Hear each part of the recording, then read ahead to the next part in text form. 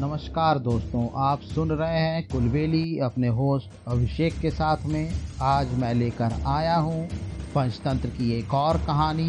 आइए शुरू करते हैं कहानी आपके होस्ट अभिषेक के साथ में।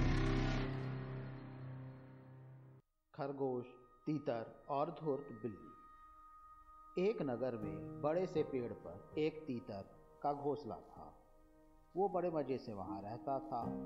एक दिन वह अपना भोजन व दाना पानी ढूंढने के चक्कर में दूसरी जगह किसी अच्छी फसल वाले खेत में पहुँच गया।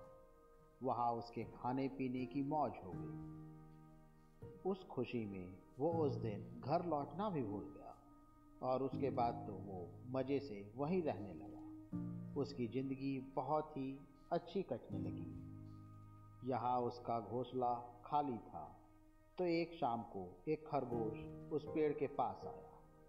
पेड़ ज़्यादा ऊंचा नहीं था। खरगोश ने उस घोंसले में झांक कर देखा तो पता चला कि यह घोंसला खाली पड़ा है। खरगोश को वो बेहद पसंद आया और वो आराम से वहीं रहने लगा।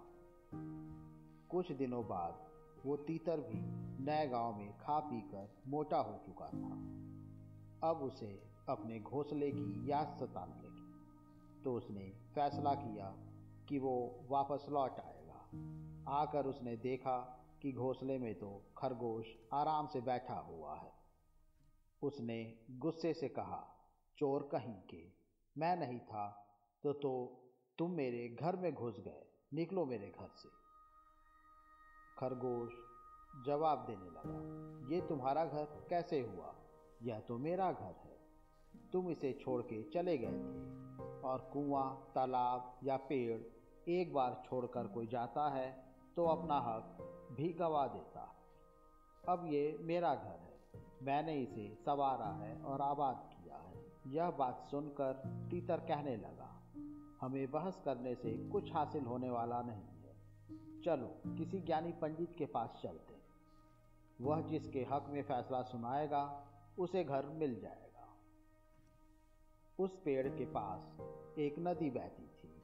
वहाँ एक बड़ी सी बिल्ली बैठी थी। वह कुछ धर्म पाच करती नजर आ रही थी। वैसे तो बिल्ली इन दोनों की जन्मजात दुश्मन है, लेकिन वहाँ और कोई भी नहीं था, इसलिए उन दोनों ने उसके पास जाना और उससे न्याय लेना ही उचित समझा।